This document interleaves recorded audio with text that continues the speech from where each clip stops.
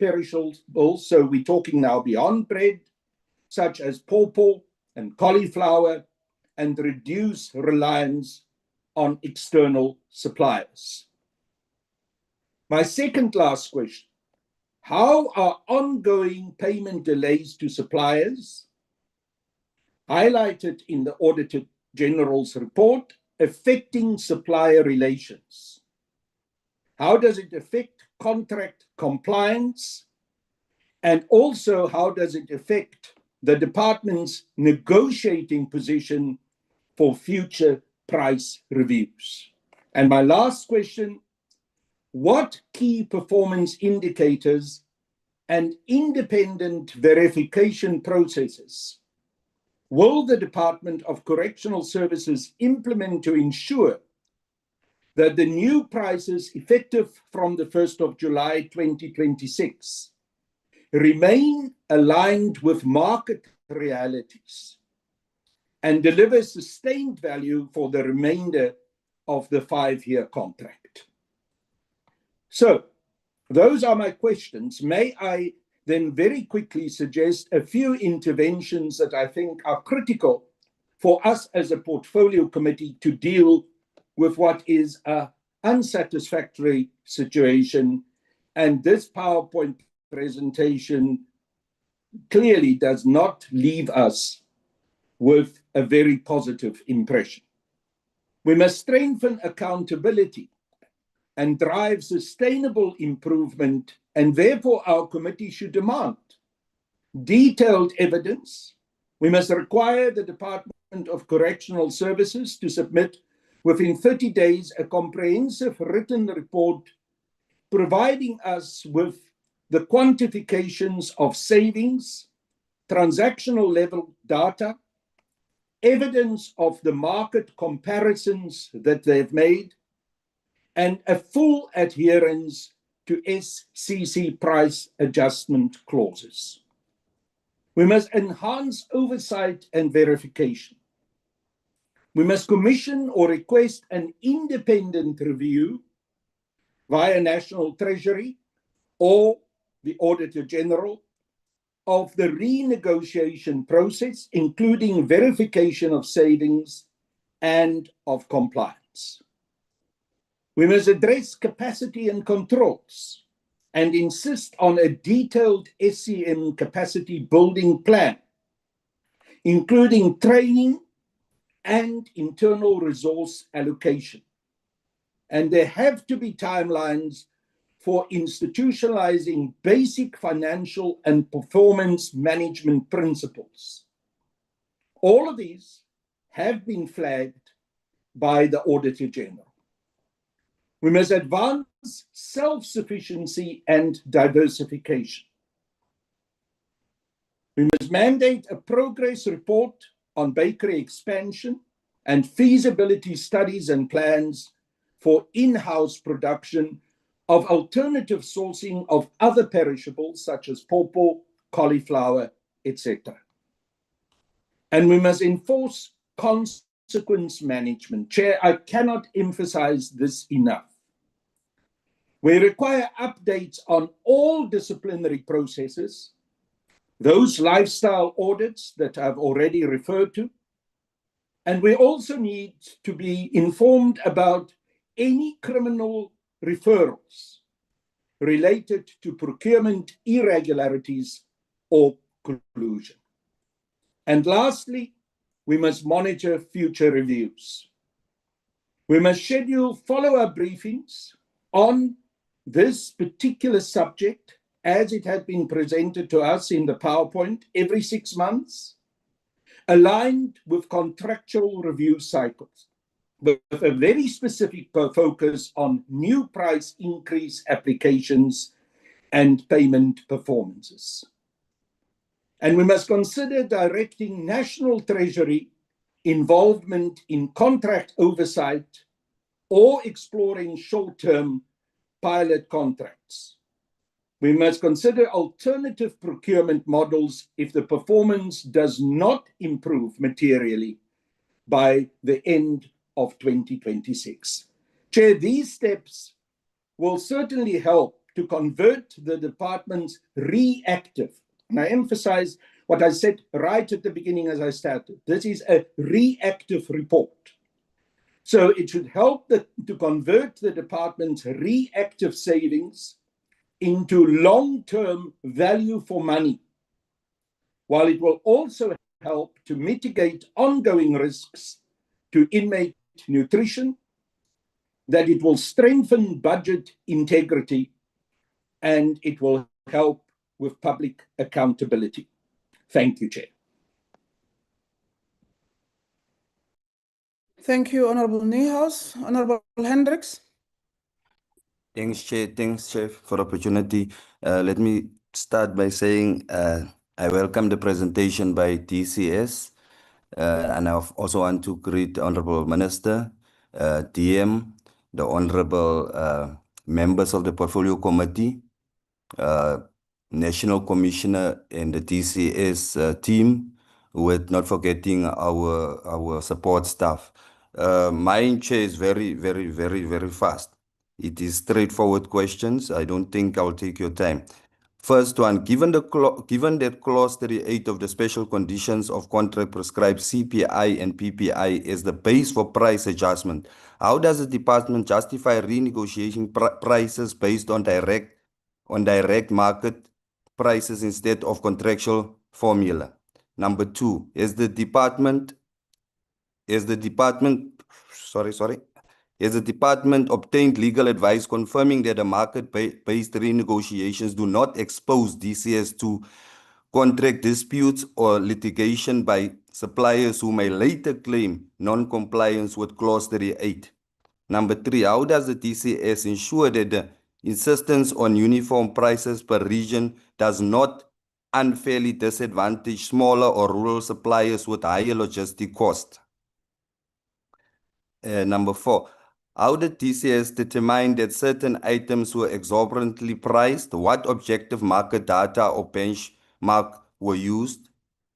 Were any suppliers questioned or penalized for submitting prices that were later found to be significantly above market norms? Last one, given the original requirement for uniform pricing, what safeguards exist to ensure this does not encourage price coordination or collusion among suppliers? And I thank you, Chair. Thank you so much, Honorable Hendricks. Honorable Muela. Thank you very much, Honorable Chairperson, and let me stand by the already protocol that has been established, and all protocol is observed. Let me just also take this opportunity to welcome the presentation that have been made here, and I just have few clarity-seeking questions with regard to the presentation that the department has put before the Portfolio Committee. The first question, Chair, on slide 7, Honorable Minister and NC, the report states that suppliers have started reapplying for increases on different items. Which specific items are these, and what reasons are suppliers giving for those increases? Because for things linked to fuel or transport cost, one can understand that to some extent, but we need to itemize clarity here, not just a broad statement in terms of what is it that is prevailing. And also, to me again, Chair, I also want to raise my concerns with the language that is used in slide 7, where the department describes procurement processes as cumbersome and tedious. Honestly, Chair, that wording is quite worrying, because this is the public money that we are dealing with here. The department is legally required to exercise strict oversight over procurement, transactions, and expenditure. So why does the report frame due processes and financial caution almost as an inconvenience instead of a responsibility that they have to comply on a daily basis when they run these particular processes of procurement. And Chair, has the department done any benchmarking with retailers or ordinary market prices before approving procurement quotations? Because some of these figures are so disconnected from what ordinary South Africans pay that it raises serious concerns around either oversight failures or possible exploitation by suppliers which are supplying to the department.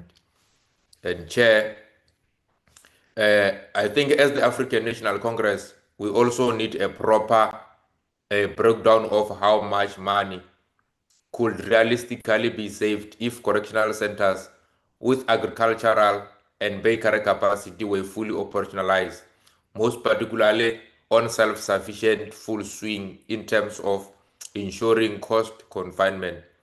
Because from what we have observed in Drakenstein, Chair, there is a potential there, but the problem seems to be maintenance failures, slow response times, and poor follow-up in terms of the processes. Lastly, Chair, as I conclude, as the African National Congress, we cannot simply note investigations and disciplinary processes and move on with that particular regard. I'm asking the department very directly in relation to the 7.7 million in regular expenditure arising from procurement non-compliance. Who are the actual people who have faced consequences in this particular regard? Who has been disciplined in this particular regard? Who has been suspended in this particular regard? Which specific contracts have been cancelled with regard to this particular process? Have any criminal cases been opened, and how much money has in fact been recovered? Or are we expected to accept consequences management in theory while there is still no evidence of it in practice? Can we get clarity in this particular regard? Thank you very much, Chairperson, and members, and also the department. That is my submissions. Thank you very much. Thank you so much, Honorable Mwela. Honorable Sokopo.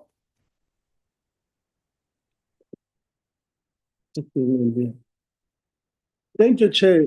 Am I audible, Chair? Yes, you are audible. Good morning, and let me keep the status quo of the protocol of the day. And welcome the report, Chair.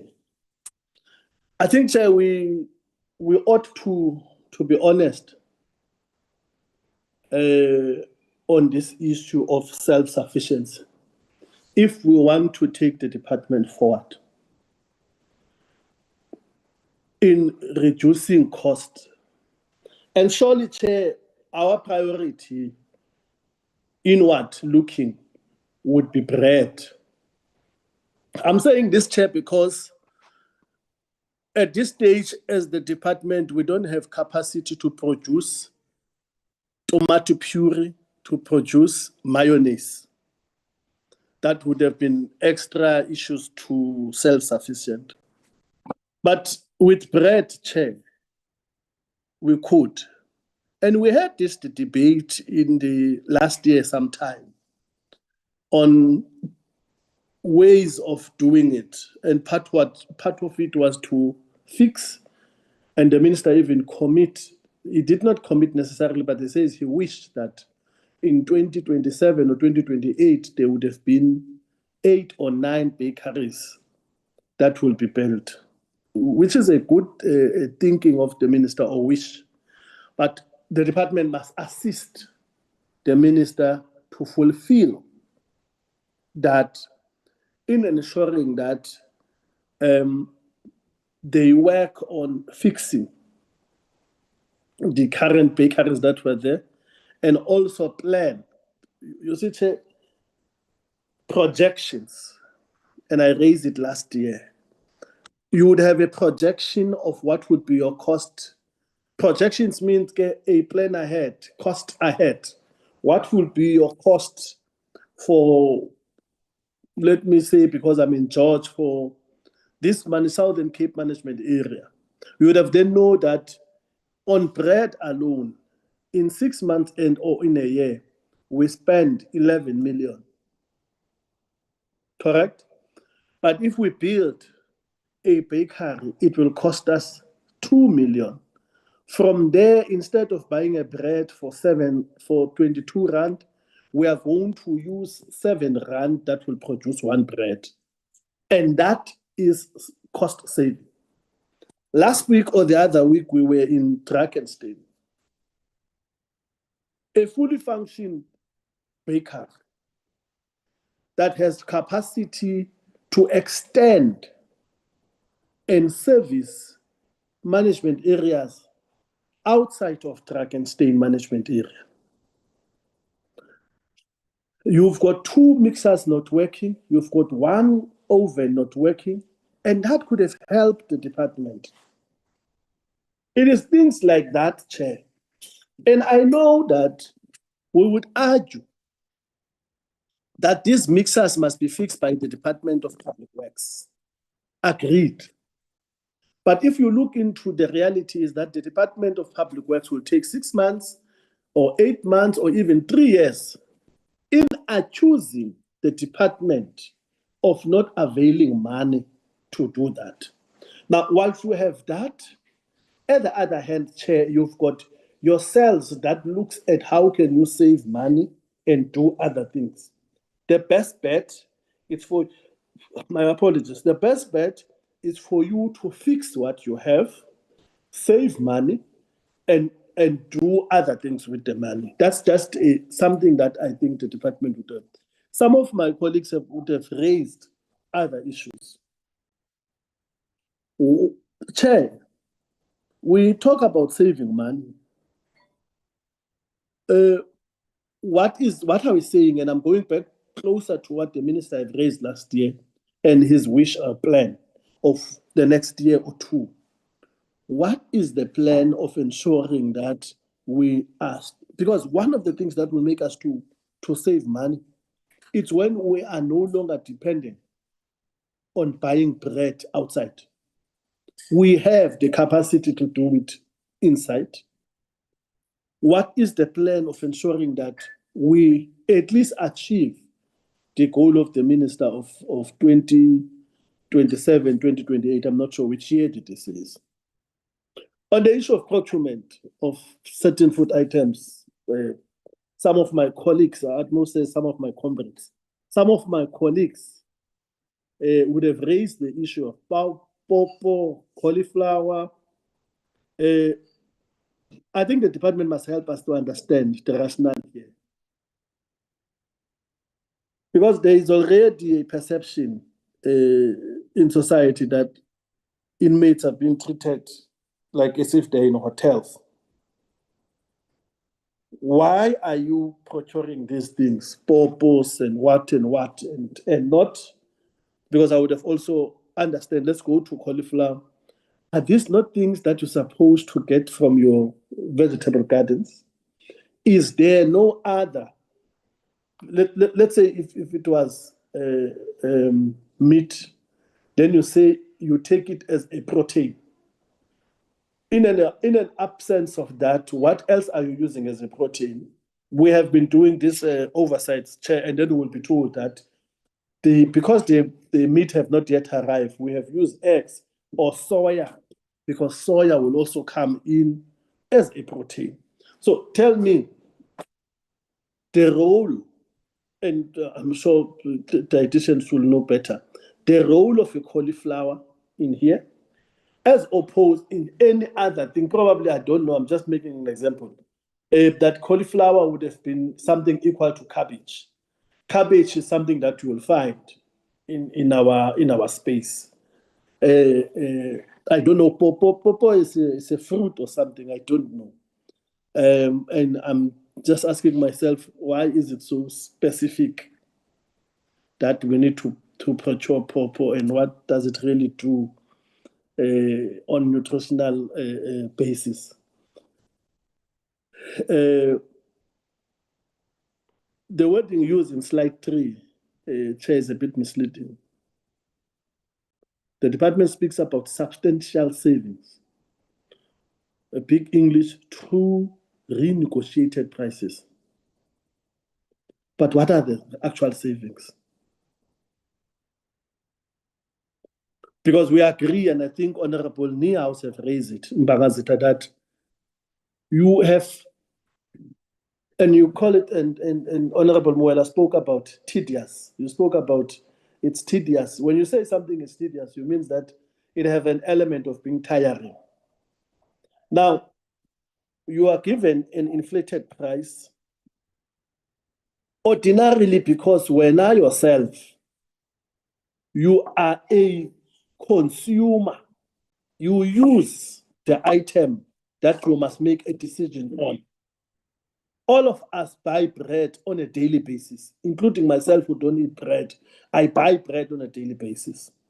So if I'm told that bread is 24 rand, and I know that when I go to Pick n Pay or I go to Woolworths, I will get bread for 19 rand. Is that not alarming?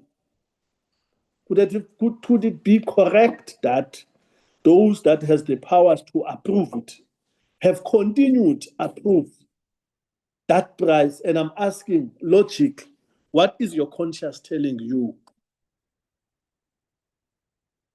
Because you are buying in bulk. Simple business terms, if you buy in bulk, when the sales are high, when the volumes are high, the cost reduce. In this case, volumes are high, confirmed. It's not just as and when. This buying bread is not as and when. It's a daily thing. So it is confirmed that every day, if I would have been a bakery, every day at George Correctional Service, I must drop off plus minus 100 loaves. It would be 95, it would be 105, depending on the incoming, outgoing of those that are incarcerated. But it doesn't have a public holiday, it doesn't have a Sunday.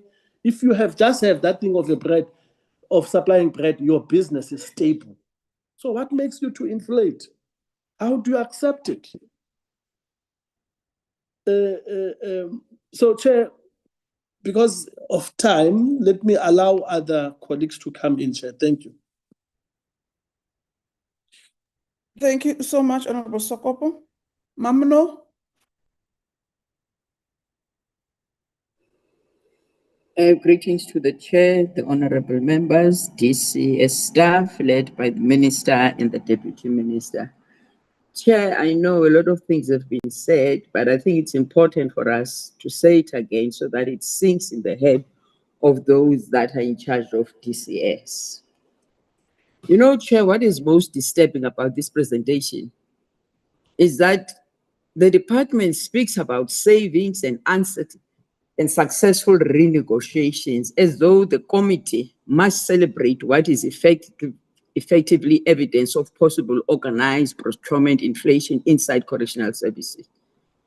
You know, the real issue here is not that prices were eventually reduced, but that the state may have been robbed in broad daylight through food contracts meant for inmates.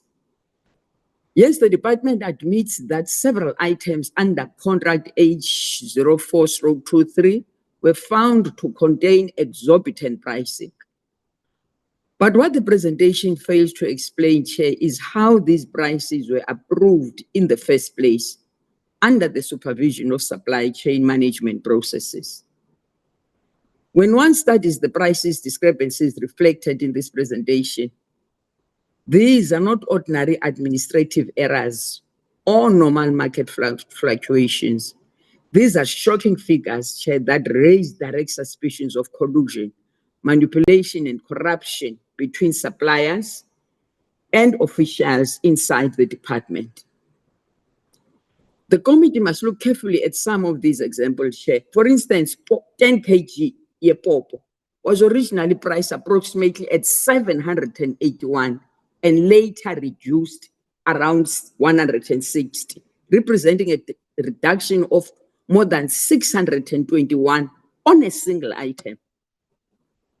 1 liter of oil was originally 726 and later reduced to around 29 rands. How can 1 liter of oil cost 726? This is corruption, Chair. Gravy powder as sorted was originally priced at 3,735 and later reduced to 920. Chairperson, these figures are not normal under any procurement environment except under a corrupt where people are taking advantage of the state coffers, sorry. No serious person can convince this committee that a 1 liter bottle of oil costing 726 was market related. At that price, one would think the oil was imported from a private reserve. The same applies to all the products priced into the thousands of rands.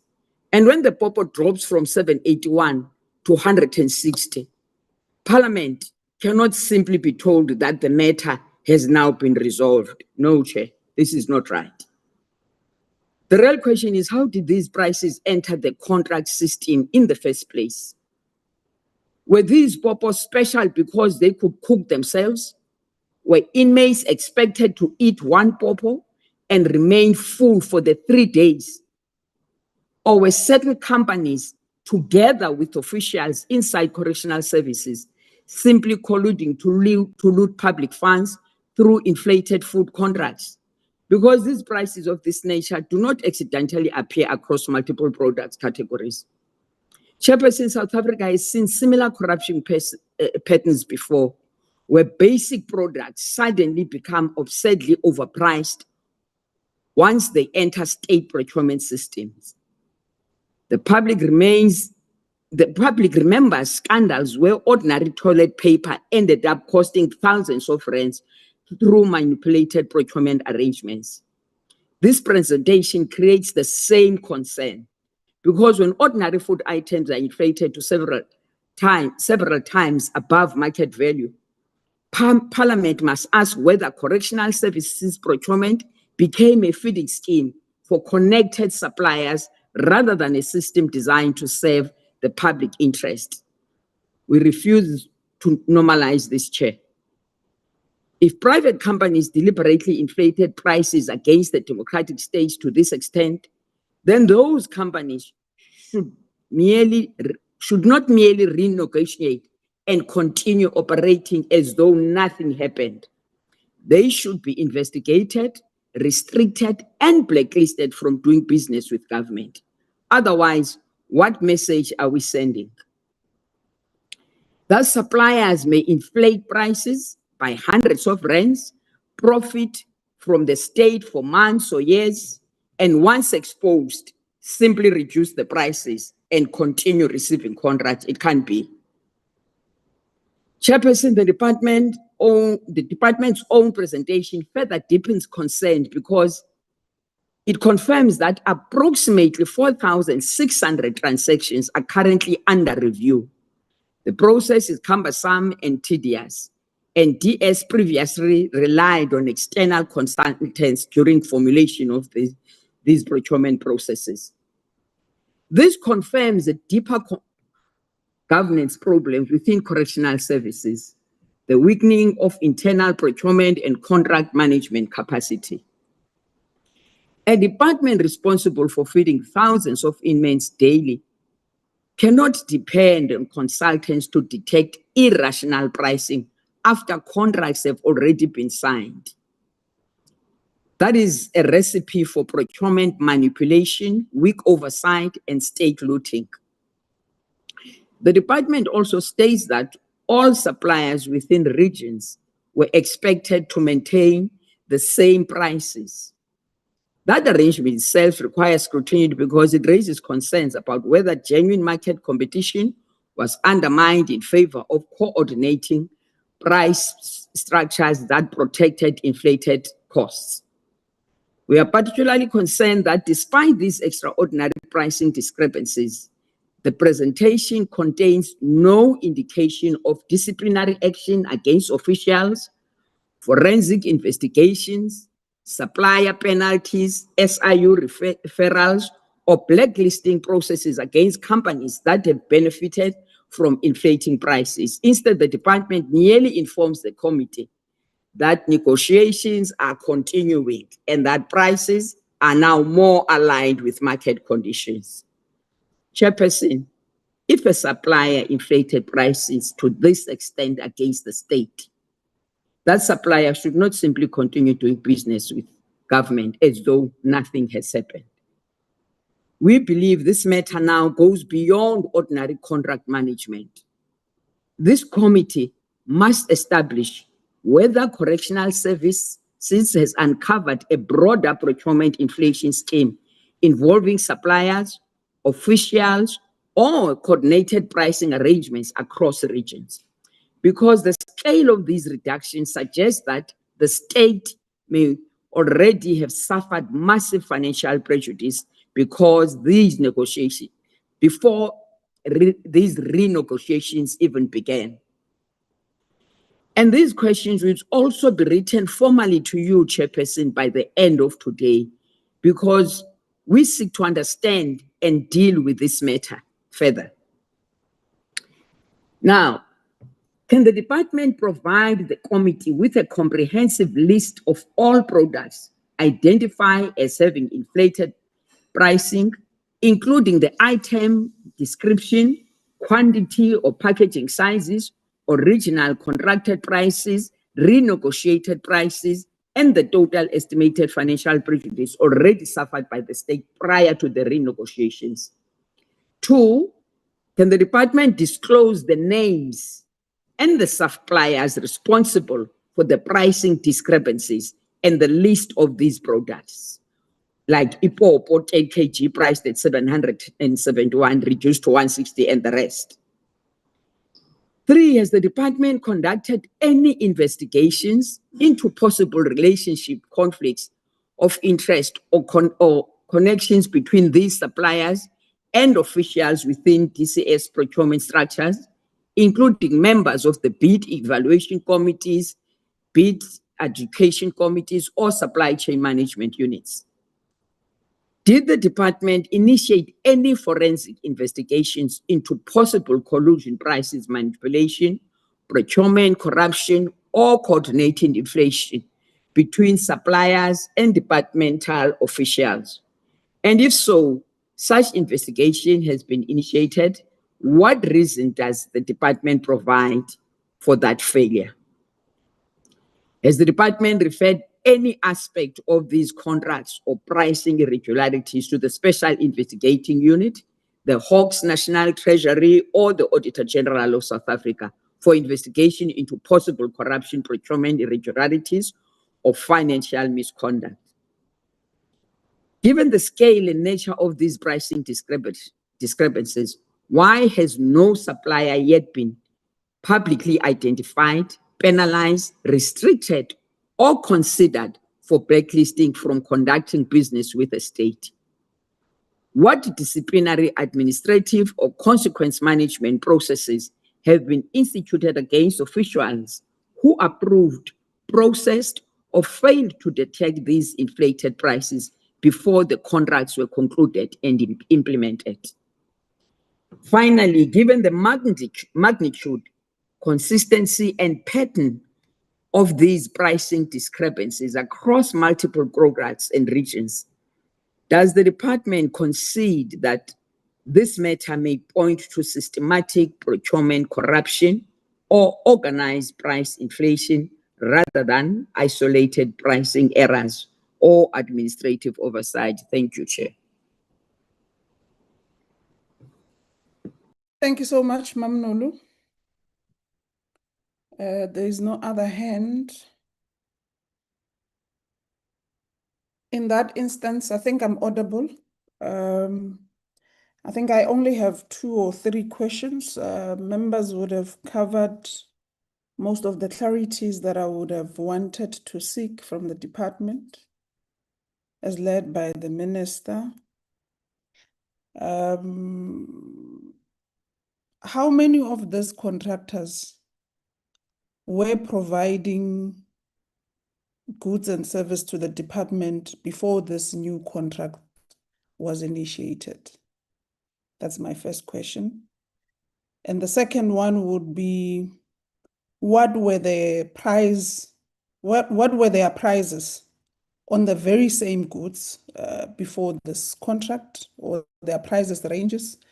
If when they were supplying the department before this initial contract, they were, for instance, for an example, supplying bread at 15 rands then, and now with the new contract that they would have been contracted to or awarded, how much will they be supplying bread for? So the bread issue is just an example, just to expatiate on my second question. And did the previous contract on the same goods have a renegotiation clause? If so, did the renegotiation happen? And after the renegotiation that would have happened, what becomes the final price or final renegotiated prices on it? So those are my three questions and clarities that I'm seeking to the department with regards to contracts. Minister, I'll hand over to you and the team to respond. You can come in. Thank you, Honourable Chair. Thank you to honourable members and everyone. Chair, I want to start by saying that in 2025, in the 24-25 financial year, I already started with the process of the review of perishable and non-perishable goods. Now, I want to put it very clear that the PFMA, the Public Finance Management Act, is very strict, and it prohibits any political office bearer to be involved in any tender process. So as a minister, and all ministers are restricted that they cannot interfere with processes in terms of tenders.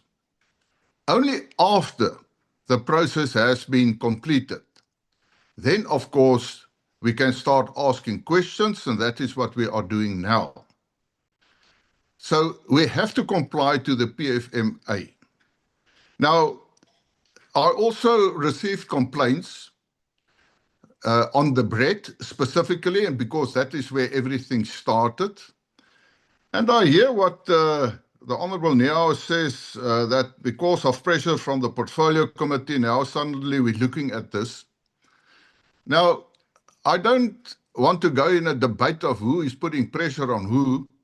That will be childish. In fact, as Minister, I already started the process before the first inquiry came from the Portfolio Committee. But we must not get on a stage where we say, because of my pressure or your pressure. My approach to this is, let's take hands as Minister and Portfolio Committee and see that we can get, in the end, the best prices for correctional services. Now, going back to the process where I started as Minister, where I got the team together on the perishable and non-perishable contracts, starting with bread, because I received a specific complaint on the bread contract. Now, the National Commissioner will answer to the questions. But one thing the National Commissioner as accounting officer did is that he took away the tender process from the regions to a more centralized national process. And the explanation for me was quite acceptable, because you have more control and you can ensure that corruption does not take place. Because each and every region has its processes, that's where sometimes corruption occurs. So he centralized that. And he brought in certain mechanisms of review of the prices. Now, on the bread, He went through the process, and I also said, and that is what some of the honourable members mentioned here, and I fully agree. Let's go back to bread. When I intervened in terms of the prices, we pay 24 rand 50 for a loaf of bread. And I then said exactly what members are saying now. That's totally unacceptable. If you go to any supermarket, that is the top price you will pay for bread. And then there was a review. And the review, in the end, we're now paying around about 15 rand for a loaf of bread. But let me say this on the bread issue, and it also links up with the self-sufficiency issue. At the moment, we are about 96.4% self-sufficient totally on the delivery of bread. We hope, and I think it was the Honourable Sokopo who says that we must support myself, and I appreciate that. We hope that by the end of 2028, that we will have 7 more bakeries operational, and the idea is then that we will be 100% self-sufficient when it comes to bread, saving millions of rands for the taxpayer. So the process I started with the National Commissioner in reviewing the prices on perishable and non-perishable items start giving results. What you are seeing here is part of the starting of the process on that, and we will continue also with other contracts in terms of looking at the inflated prices. And I fully agree with honourable members that at the end there should be proper investigation on why the prices were as high as it was at before the renegotiations. Now, I cannot account, unfortunately, for the prices before my time. But let I put it very clearly. I started the process and there are already results. When we have the total picture, then if it is necessary, I will go to the Special Investigating Unit. If it is necessary for a forensics investigation, we will do it. But we must say also to each other, when it comes to forensics auditing process, it is very, very expensive. But we will look at that. And if it is necessary, we will follow that. I also agree. If we take, for instance, cauliflower, we should produce enough cauliflower for ourselves because it's an agricultural product and we have the land and we can produce that. We, at this moment, produce cabbage, and so we can also produce cauliflower. But again, and I don't want to use finances as an excuse every time. But the fact of the matter is, if you want to farm, and that is costing money. The other day, or last year, we had to provide another tractor. It's R1 million for a tractor. So to farm and to ensure that we are self-sufficient is costing quite a lot of money, but I agree. In the end, we will save more money by producing that, and we will keep on trying to produce more and more of our own products to become more self-sufficient. So I want to say, Honourable Chair, let's take hands. And of course, sometimes you hear stories and people have complaints and we investigate, but then we must also understand that not all the complaints are justified. But I agree, and that's what I said when I started the process in 25, early 25, around about February, March around. And there was even a public protector report of a complaint when we could answer and said, well, these are the results because we already started the investigation and the process of revising the whole process on these products. By that, I will comply to this stage, Honourable Chair, and back to you. And you say that you will order the meeting, but I think in the end, the National Commissioner will answer to all the detailed questions. Thank you. Thank you so much, Minister. Dia? No, thank you very much, Chair. Maybe let's appreciate the inputs and questions by honorable members of the Portfolio Committee, Chair, but also highlighting that part of the report was giving also accountability to the accounting officer in terms of your PFMA, your Section 38, that it gives him powers to make sure that they make sure that the contracts that are there at DCS are complying, they are transparent, and to prevent anything that is not complying with the pieces of legislation that govern us giving contracts. So also those clauses in terms of renewal of these contracts, it's part of the clauses that were there. And I must indicate, Chair, that also seated where I'm seated, like a member of parliament and also who has been appointed as a deputy minister and the PFMA, not sitting on those processes, but I think our pricing and how we have arrived in this, like Honorable Noluchungu has raised, what informs that? That explanation, I think in detail, the National Commissioner and the CFO should be sharing with the department, because when I presented earlier, we talk of the overheads in terms of making sure that these perishable and non-perishable, they arrive at our facilities, like your issues of petrol, your issues of staff packaging, and so forth.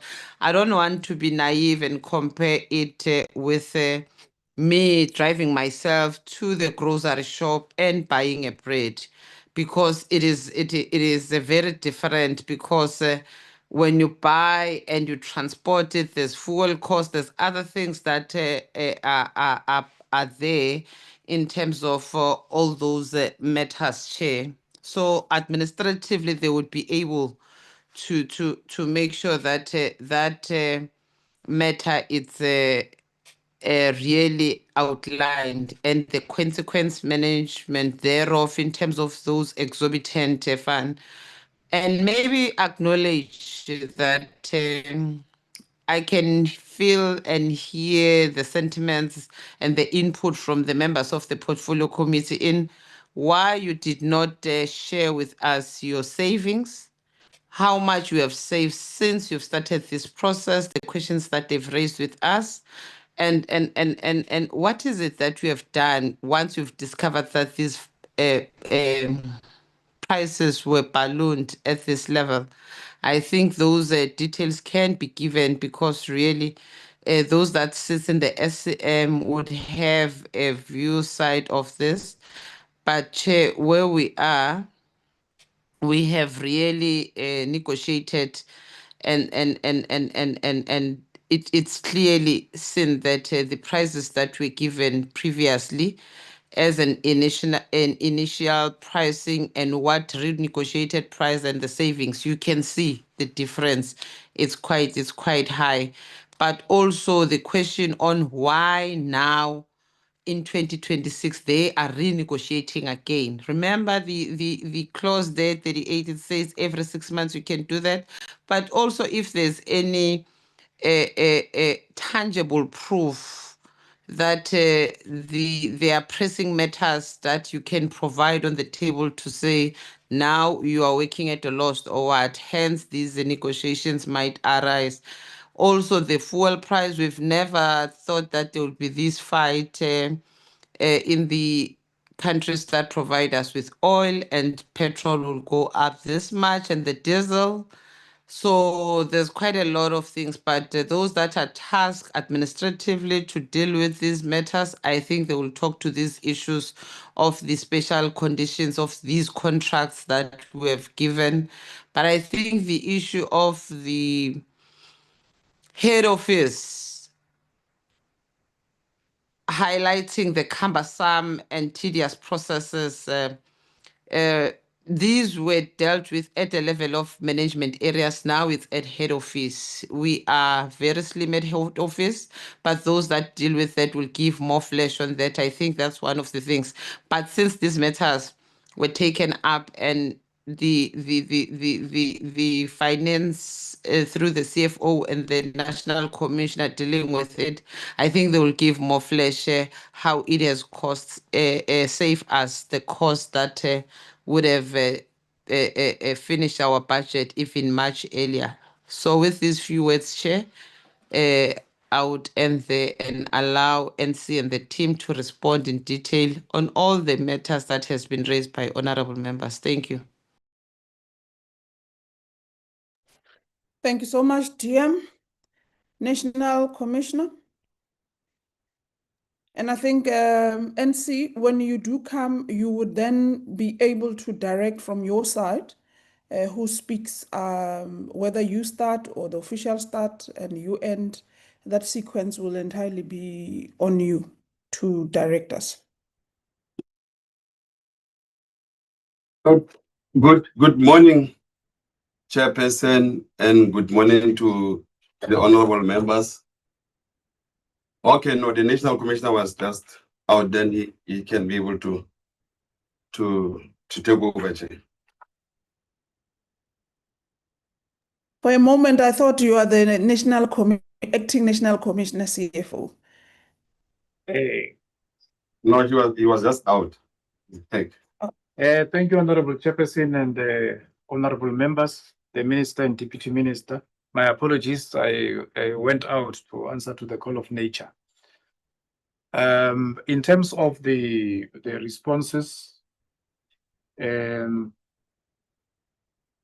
you, Honorable Chairperson, I will request that we allow the finance branch to start, and then we will then add towards the end if there are issues that we need to speak to. Thank you, Honorable Chairperson. Thank you, Minister. Thank you, Commissioner. Maybe firstly, I need to make mention that the negotiation process, when the prices are negotiated, they are negotiated based on the offered prices by the bidders. And in this case, we were faced with 934 bidders who tendered for this contract in particular. And from the 934, we're left with 115 suppliers with totally different prices that were offered. But now,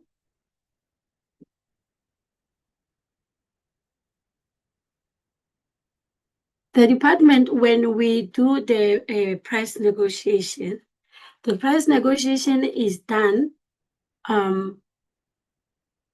on the phase of pricing stage, meaning there are certain stages or stages that are being undertaken for us to get to the pricing stage, which involves also the mandatory and the functionality stages.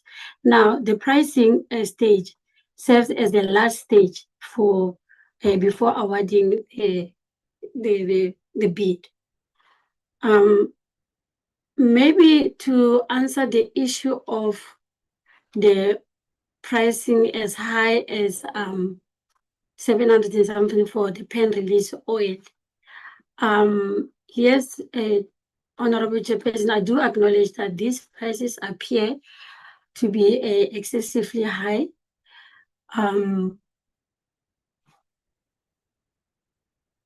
But now, maybe we need to highlight that if we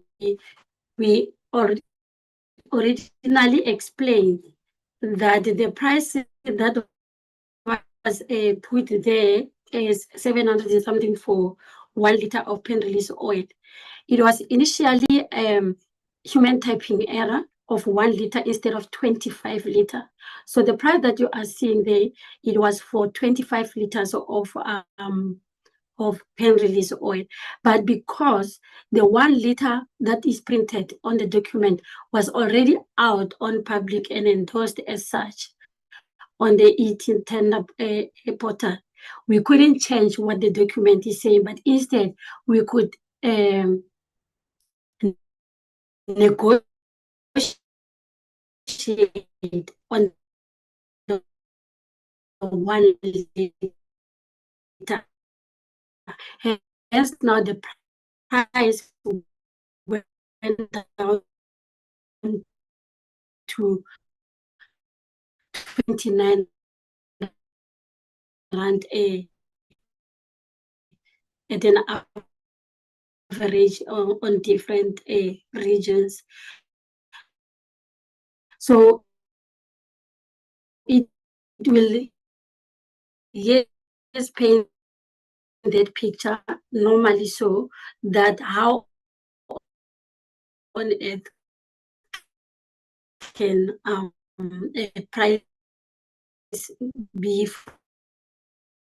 from 700 and something to 29 rand. But originally it was that. But in terms of other items, we can maybe provide a detailed National Commissioner report on other items. To answer also, okay. National Commissioner, am I the only one who's not hearing, or that my network? I picked up. You're correct, Chair. She's breaking. Yeah, her network is very, Is- very is that- bad. DM, can you intervene in the The boardroom for department, us? we are being reactive instead of being proactive. My apology, Chair. Yes, I think they the can't Office hear of us. Pre-Award Market She Reference, can't after 3 hear months, we us. will be Are you able to now get your this officials to get did in pick up contact with them, those Chair? I will try, Chair. You hear me? Yes, Honorable Chairperson. And see, your respondent there, it's not audible. She can't even hear the chair trying to intervene. She's breaking. Can she have proper network so that they can hear all the responses? And please, she must try to listen to the chair when she's calling her, because it's like she doesn't have that clear line. Just let her move a bit so that she can be audible.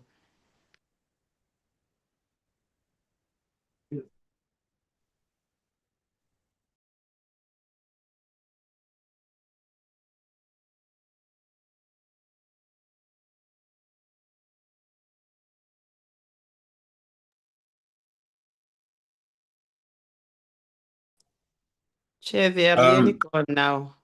Yes, good. Are they okay? Is the boardroom sorted now? No, Chair.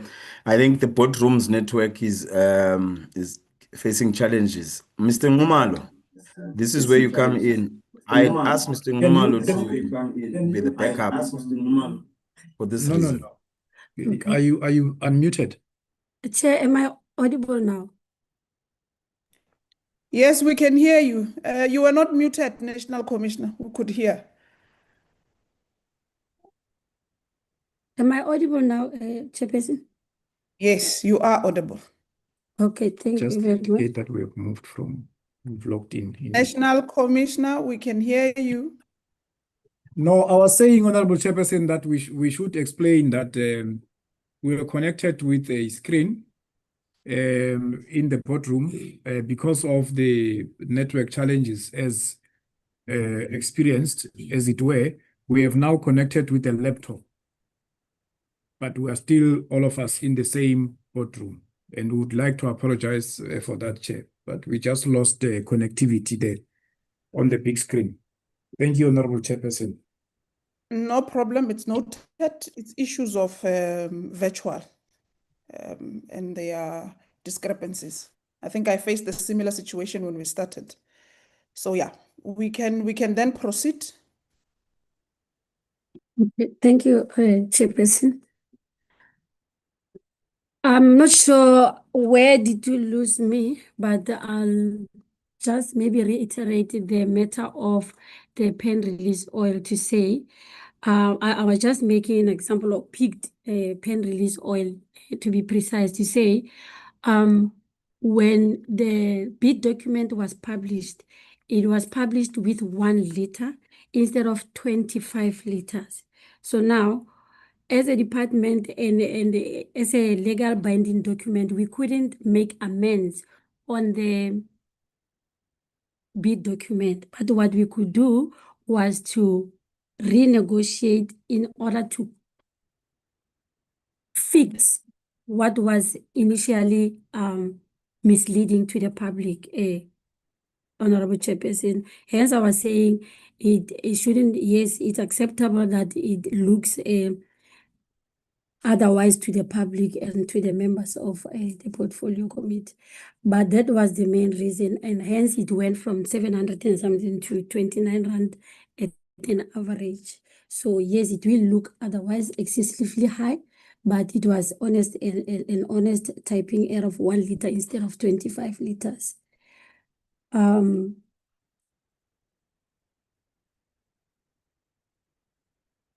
With regard to the issue if on the legality, if the suppliers will not take us to court or anything with regard to the prices and anything, all renegotiated prices was an agreement that was signed voluntarily, and the new prices are still commercially viable.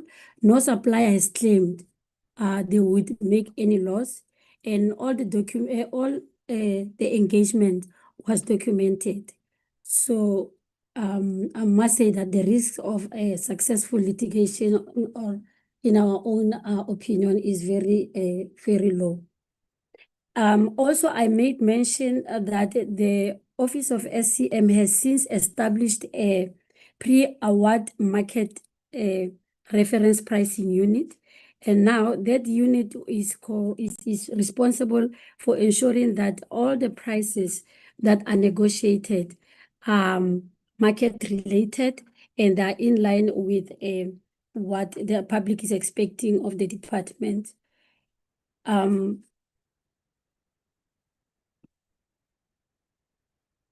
The reasons for requesting of price increases by suppliers, they are stating their overheads increases in terms of the petrol and the labor costs. That is the general, those are the general reasons that are there, Honorable Chairperson.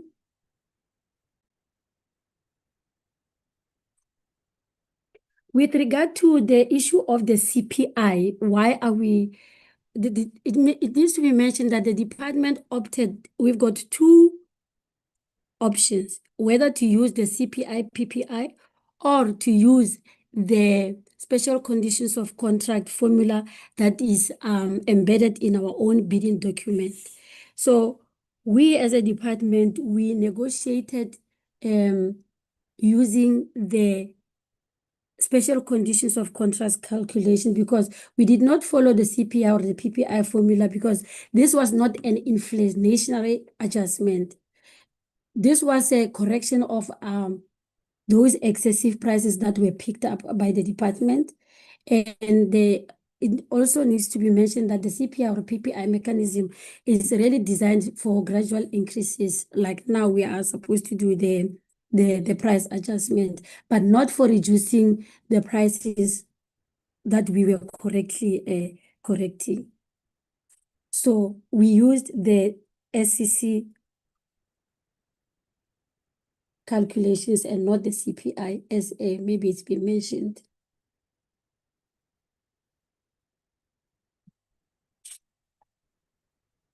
With regard to the matter of the TS exercise, yes, maybe the wording it sounds uncomfortable or not okay, but what we meant as a department was to say initially this kind of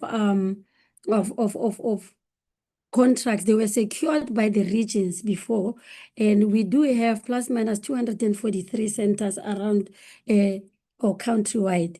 So now this whole work, since we have centralized everything to national head office, we need to do all those transactions by our office alone. So yes, because it's going to take longer than it's supposed to. Hence, we termed it maybe to be tedious, not to say it's a tiring exercise, but it's just that it's going to take longer than it's supposed to. Maybe I will hand over to the CFO to continue where I left off. Thank you.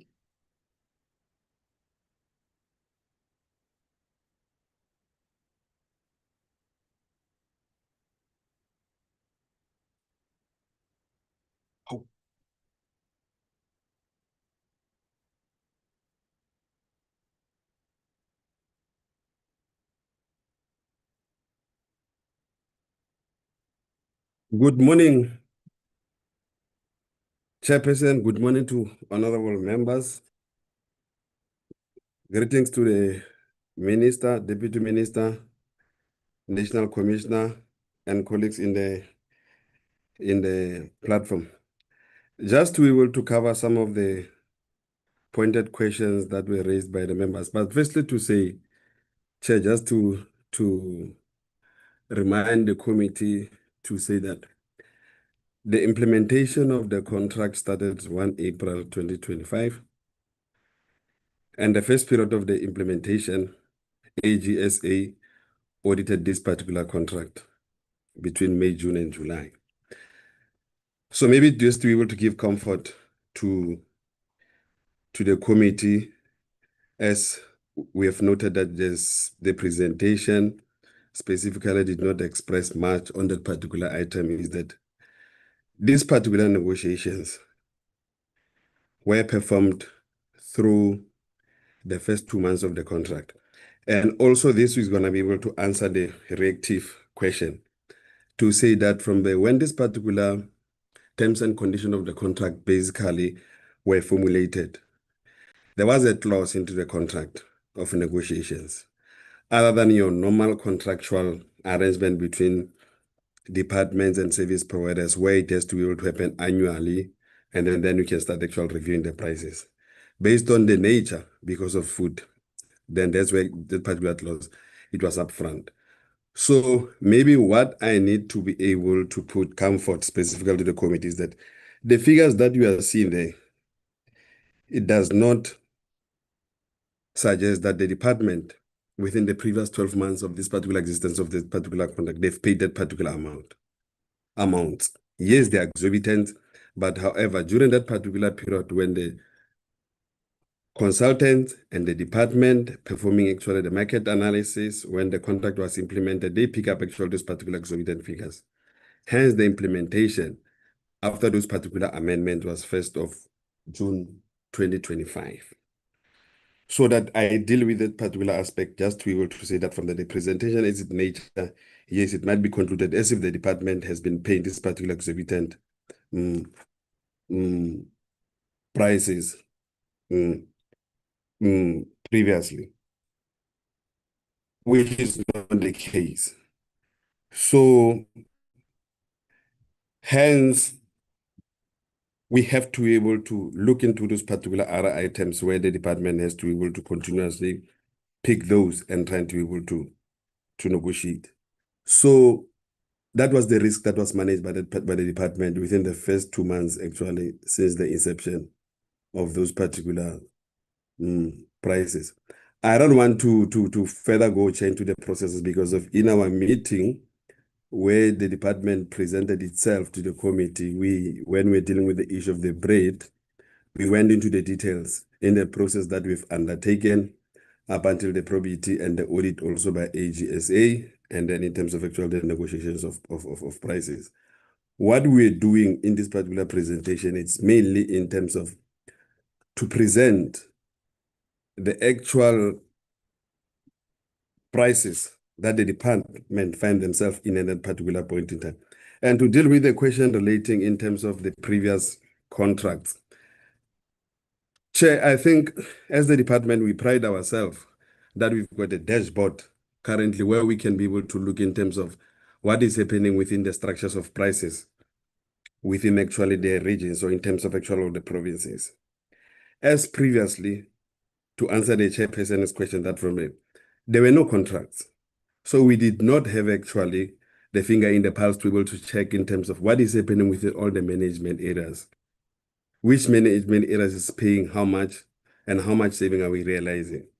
So this particular dashboard of this particular panel of service providers, then we can have actually a direct contact with any service provider that is in the panel in any geographical area to be able to deal with the price negotiations in relation to that.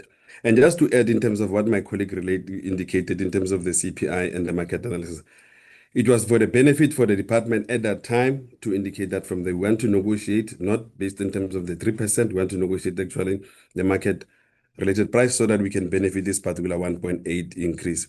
Because of the other important part, Chair, is that you don't want to find yourself in terms of you also have to be able to make sure that from or to be able to disadvantage service providers relating to that. And then maybe my answer in terms of that from what the department did not pay those particular exorbitant prices, in the previous nature of that particular contract, it would assist the committee to say that from we are not irresponsible and paying these particular prices, and then we start negotiating now, as it was raised by Honorable Gaza, is in terms of as if from these particular prices are negotiated now. It's a continuous process which will continuously be doing in terms of when we pick up actual reflexes. But we are comfortable that in terms of those particular reflexes, when we picked up in the previous year, prices they are fairly fair within the panel of service providers. Let me just pause there, Chair.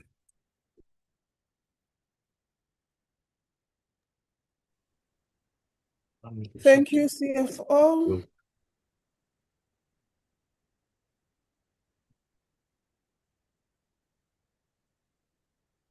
Thank you, Honorable Chairperson and honorable members.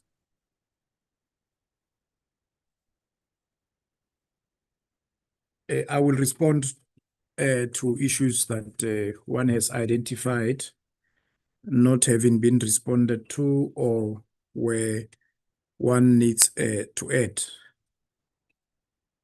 Honorable Chairperson, is in the nature of contracts, especially where you have panels that, as the CFO indicated, on a yearly basis, the prices would be renegotiated. It happens also with contracts that shared contracts that are administered by Treasury. For instance, as a department, we participate in contracts for fertilizers, contracts for animal-specific feed, and there are instances where suppliers would hold the supply because they will be waiting for the outcomes of the negotiations between themselves and National Treasury.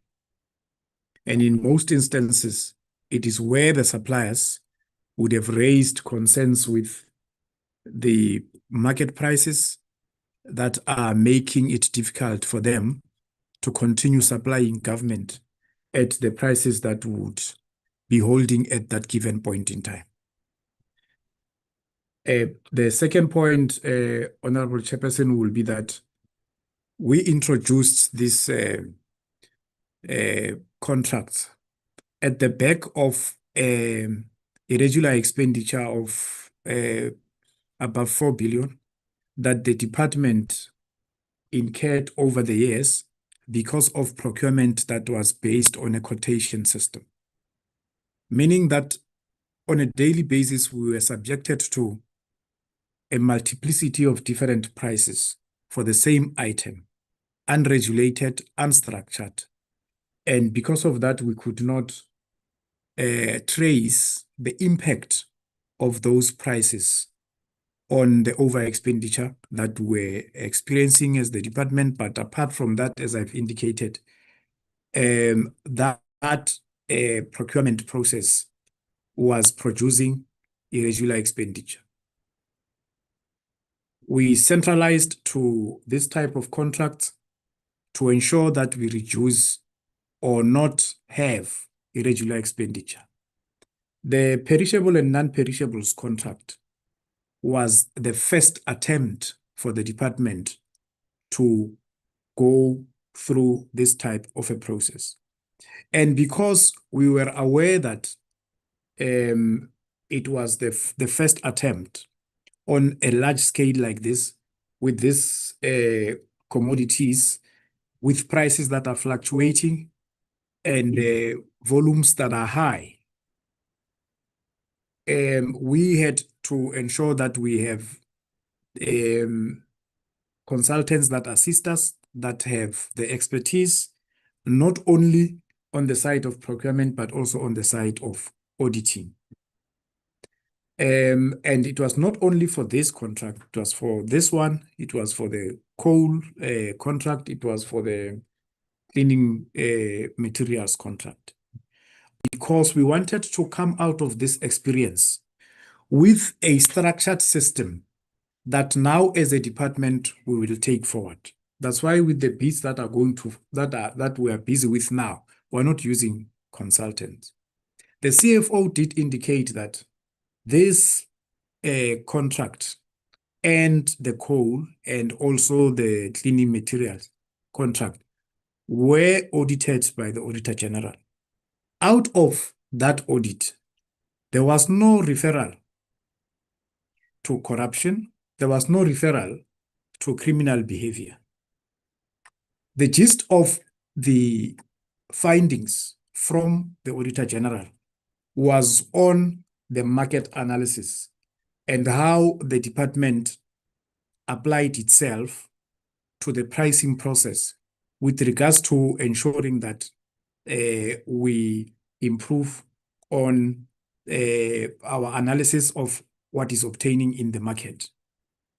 The prices that we were subjected to, as we did explain in the previous appearance before the committee on this contract, specifically focusing on bread, were prices that were retail prices based on the market analysis. We did present to the committee and we were directed to go back and rework on this on the basis of wholesale prices as per market analysis.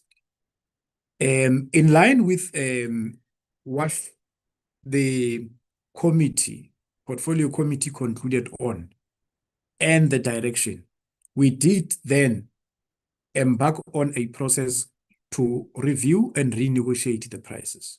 This process was done within the first 2 months of having this contract in effect. And what we're presenting today is the progress with regards to that process. With regards to consequence management and investigations on irregular expenditure, we did present to the portfolio committee before, but the presentation would have spoken to the outcomes of the audit for the department, not a specific contract. We can provide information with regards to the steps that we have taken, corrective steps with regards to the irregular expenditure we experienced when the department was buying through or procuring through quotations, and the results of those processes. With regards to this contract, we are finalizing the steps that the Auditor General has directed the department to finalize on. On the basis of that, where we find that there's wrongdoing, we will act as we are required to in terms of our policies, procedures, and legislation.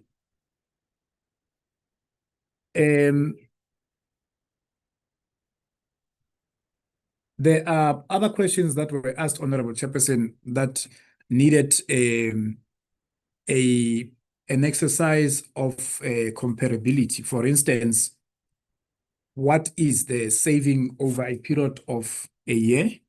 What is this? What is the savings that we would have realized now, as compared to the prices that we were subjected to when we're using quotations? That exercise has been done. We just looked at one financial year where we were utilizing quotations and compared that with the prices that we were subjected to through this contract. So we will be able to provide that information. In general, Honorable Chairperson, when we negotiate, we are supposed to negotiate for the benefit of government. And what we are presenting today is an indication that this is what we did. And it was explained that us not utilizing CPI and PBI was, apart from the fact that those would drive the prices up, what we were looking for was to drive the prices down, and we, as it has been indicated, utilize the results of a market analysis.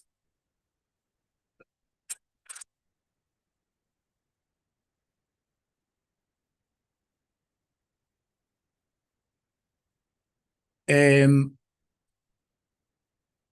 was a question from Honorable Hendricks on legal advice on non-compliance. So we did not seek legal advice on non-compliance because the negotiations was a process that was agreed upon between the two parties. So there's no party that claims that the other party did not comply and therefore would raise a legal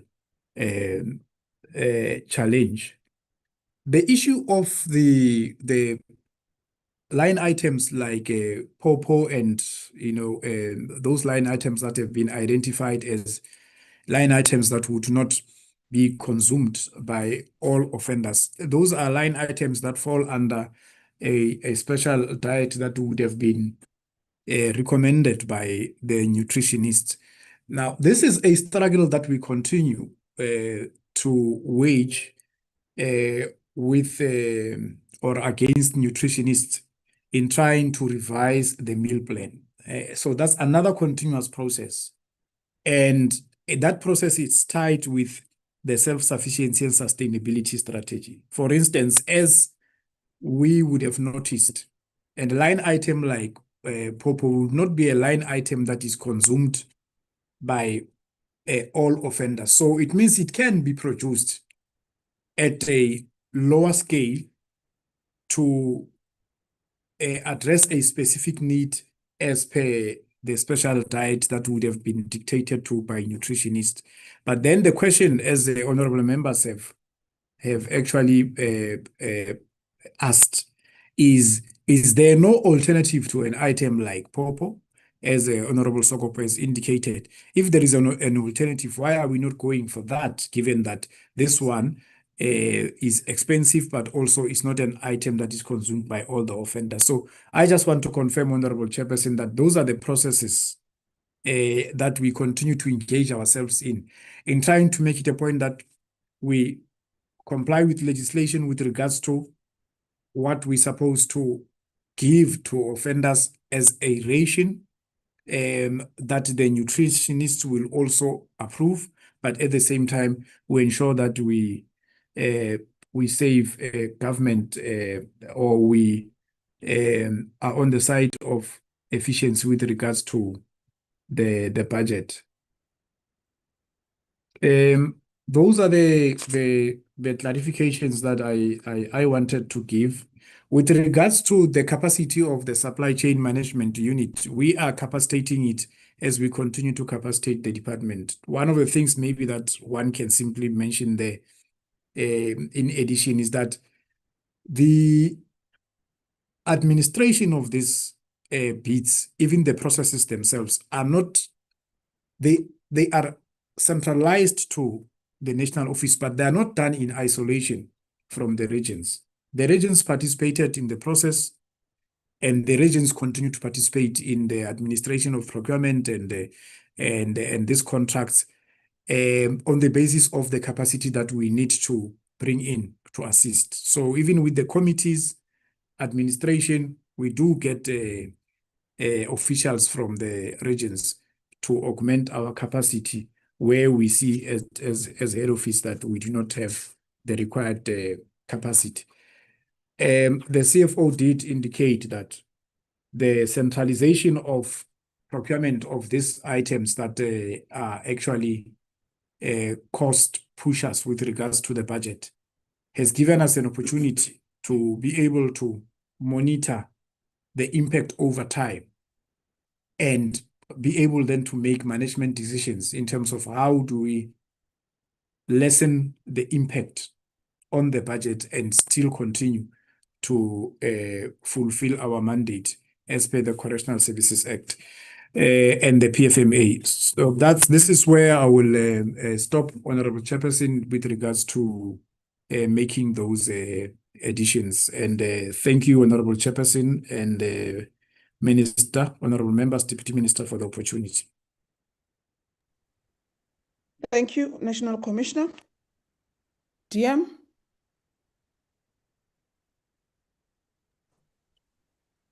Thank you very much, Chair. I think most of the issues were really responded to by administration and also giving us the clarity on all the issues that were raised by honorable members and the processes where it comes from until where we are.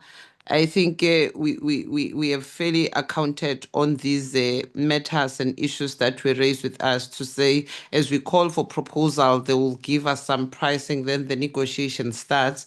So we negotiated at the interest of the department and making sure that the department is not ripped off and that the savings realized on the budget that is set aside. I think where we are all well and good because your supply chain processes, like I said, it gives your PFMA section 38 to say we must be transparent about our processes. We must make sure that we see also value for money and we remain transparent to these processes. And that would be my submission, Chair. Thank you so much, Diam. Minister. Thank you, Honourable Chair. Chair, I just want to say that what I said previously, let's take hands. And I think the main issue here is the question, and everyone asked it, and also the public asked it, do we have corruption? And I think most of the questions from the honourable members was consequence management. And I want to say that be assured, if there is corruption, there will be consequences because we're working with the taxpayers' money. But we have heard, Honourable Chair, and like the National Commissioner has said, the Auditor General didn't find any corruption in the processes.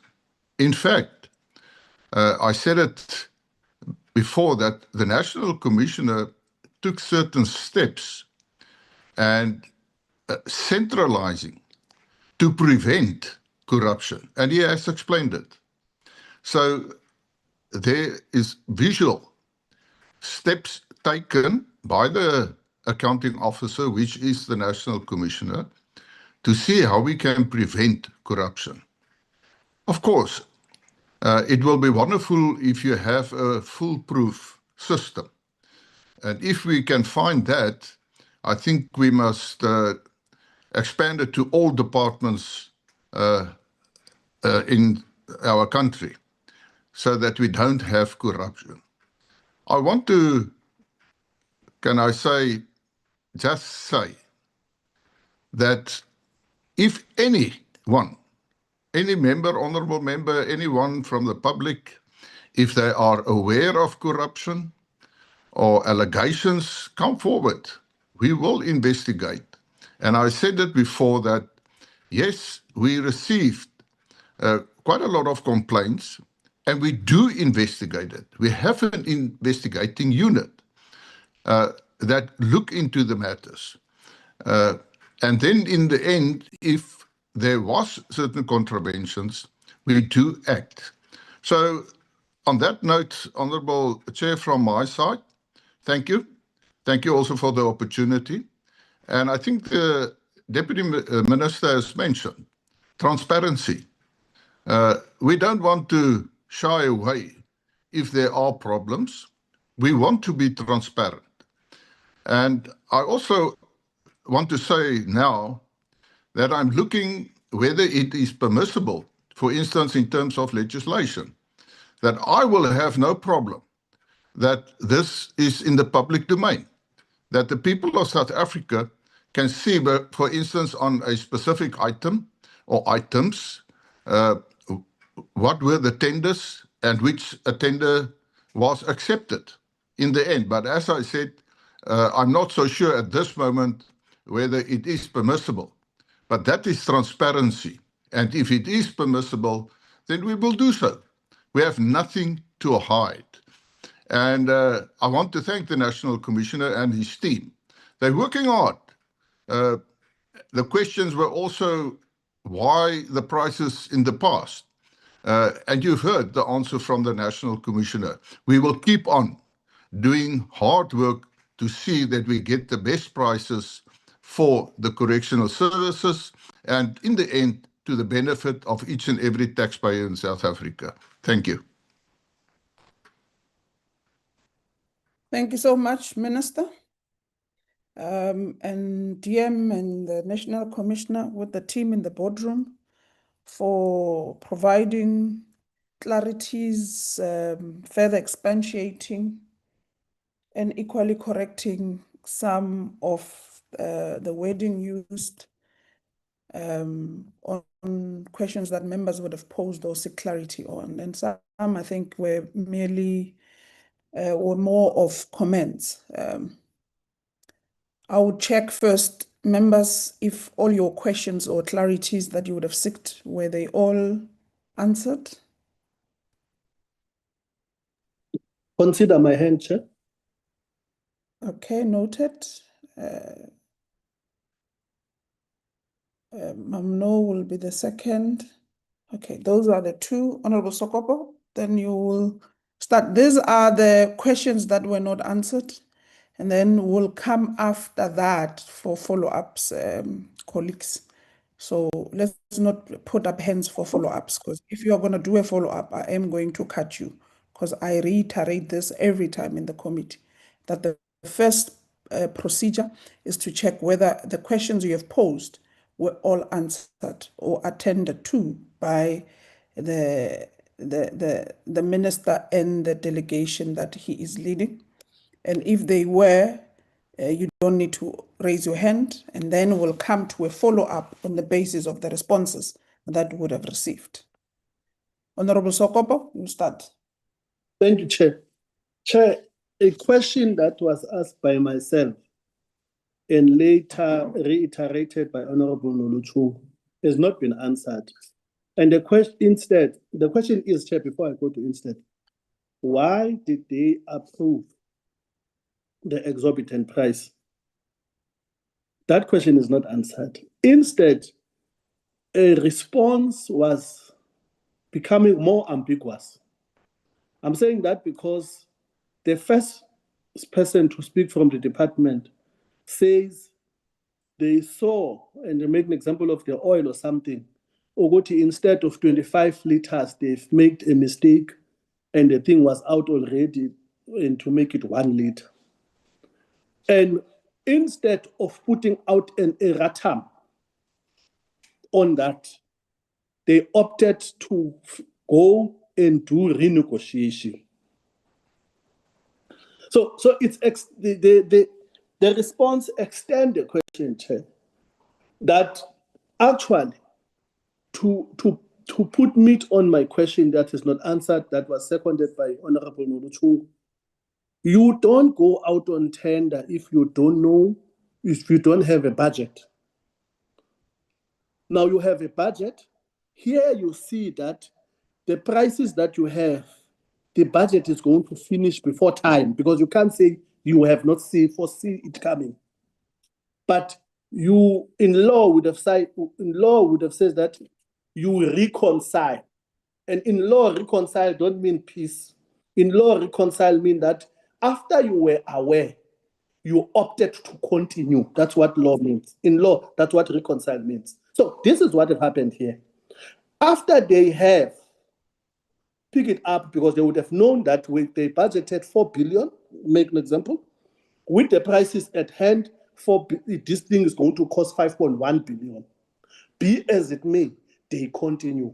And the first speaker says, in them making a mistake, realizing, and the matter was already out on public, meaning that it was already advertised, they opted to go and renegotiate instead of having an errata on the issue at hand. That was the question that was not answered, Chair.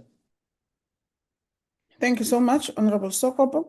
Since you are the only one on the question that was not answered, let me welcome hands on the follow-up. So Minister, DM, and the National Commissioner, you'll respond to all one that is not answered, which was a question, and the follow-ups that members would pose. Members, anyone for follow-ups? Ma'am, no? Thank you very much, Chair. Let me also welcome the responses from the department. And I want to say that the National Commissioner did say that some of the questions, they need to go back and respond to us. But what I want to suggest is that we give them timelines on those questions, and I will also forward them to you to save time. My follow-up question would be the issue of the gravy powder. I know that in the case of the oil, it was a mistake on the bid document and it was later rectified. But before I make assumptions, I want to make sure that the price on the gravy powder was initially 3,735, then renegotiated to 920 rands. I just want them to confirm that.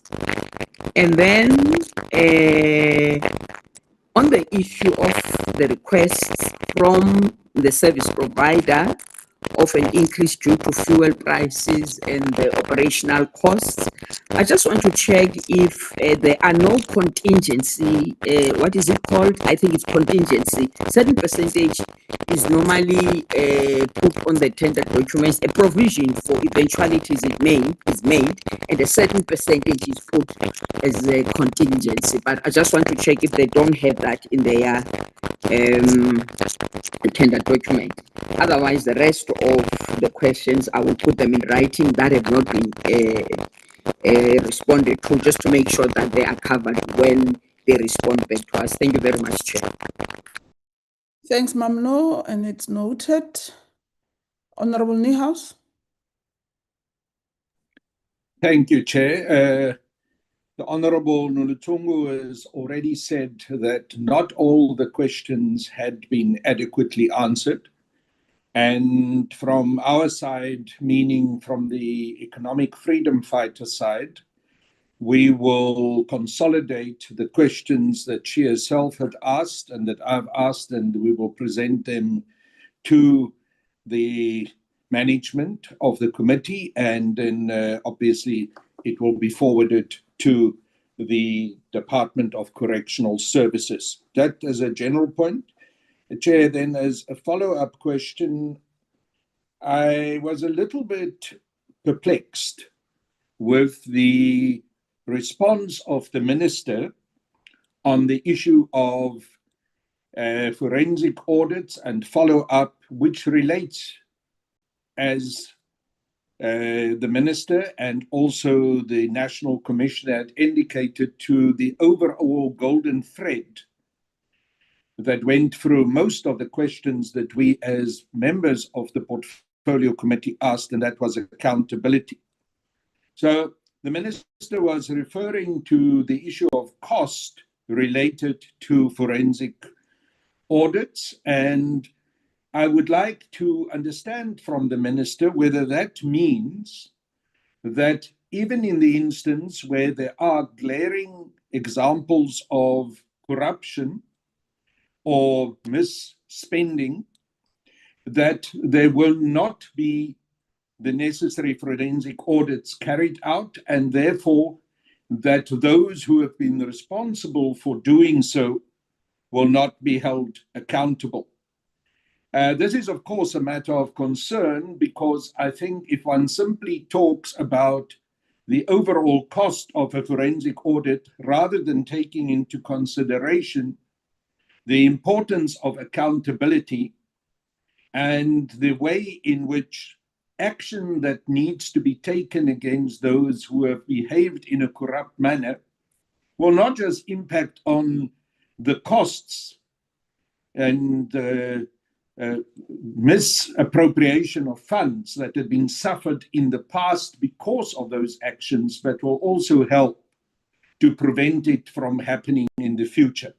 So to account on the cost of forensic audits and following up and making sure that those responsible for having in the past, and I hope it is mostly in the past, that it is not perpetuating itself in the future, have been responsible for looting, it needs to be addressed.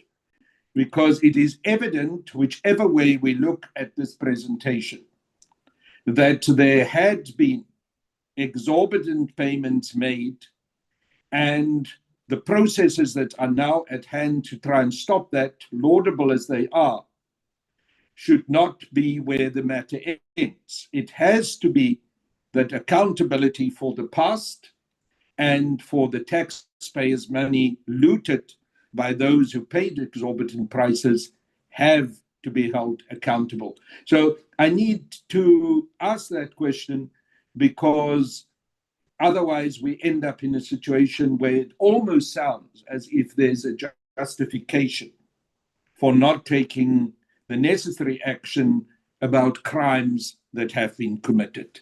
Thank you, Honourable Chair. Thank you so much, Honourable Niehaus, Mamno, and Honourable Sokopo.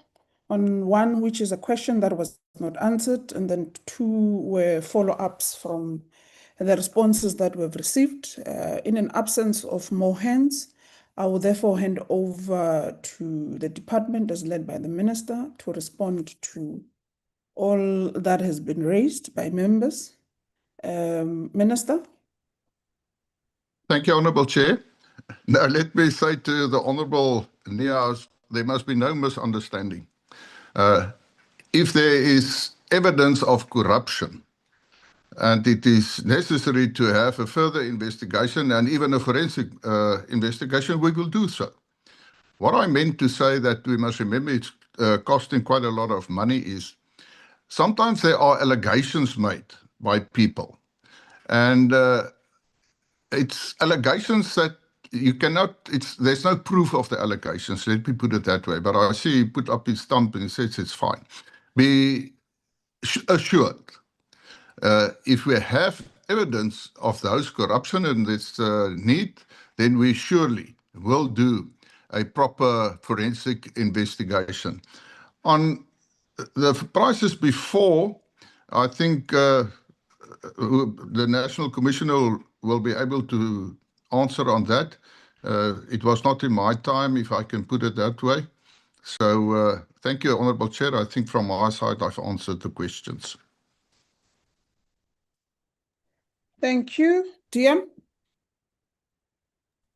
Thank you very much, Chair. I think in terms of the issues that members have raised, I think when I was listening correctly and how I understood the presentation was that when you go to that table, the prices that were exorbitant and why the negotiation, the CFO, I think with the supply chain, they've explained that those were of the period of 12 months, which the first column, it's what was proposed by service providers, and as a department, we negotiated.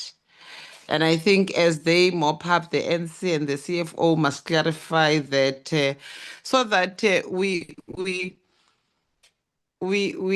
are at the level of the same understanding that when you call for proposal, people will put up prices. But you know, in terms of market related, your CPI and stuff, how much that costs, and you round it off with the overheads, like I've said earlier. But it's key that we negotiate in the best interest of the department and government, because business people, they run business and they want to make profits. And like, when I want to see how we spend, how we're doing in terms of that, my IYM's report will assist me in saying, oh, the department here, how we're spending, how we're faring in terms of all the things that we're doing. But where we are, those exorbitant pricing were dealt with as they were received in terms of pricing and how we engage them. And part of the report that was saying we've negotiated successfully, though in other instances it was a bit slow. It was not according to the speed that we requested. So I wanted maybe that because honorable members said we did not answer, it was a bit vague, our answer, but I think I heard the CFO and our supply chain clarifying that these were prices that were received. But we don't want to also, we want also to take the blame in terms of the documents that were not properly proofread before going out with those mistakes that has the bearing towards the department. I think next time we should be doing better than what we have done. And I think, Chair, we take you that honorable members from the EFF, Mamnolu and Honorable Nihau said they will forward questions. I think those details should be provided as we respond in detail as a department. And sometimes we must not think that there's corruption when people, it's our duty to make sure that we see value for money. We are market related, and we cap those things if they are raising its ugly head. Hence, negotiating in the best interest of government so that people don't rip off government. Because once AG audited and there were no issues raised, we can't want to rehash that again and bring your SIU where there's no need. But where we've done well, where we have saved the department, we must give credit where it's due. I don't want praises for fishing that are swimming. It's their duty to swim and be in the water.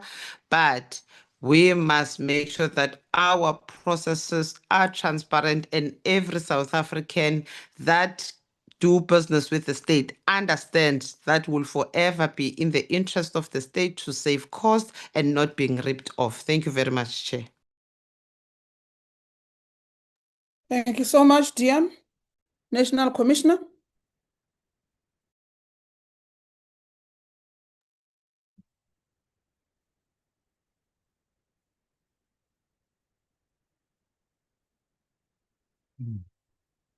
Thank you, Honorable Chairperson, honorable members, Minister and Deputy Minister. The Deputy Minister, Honorable Chairperson, already provided part of the answer on the question of the initial prices, to say that these are the prices that were received when the bid closed. So in the normal practice of procurement, you then negotiate on the basis of an average lowest price. But still the average lowest price came up high. That price was, as I indicated earlier on, compared with the market going price.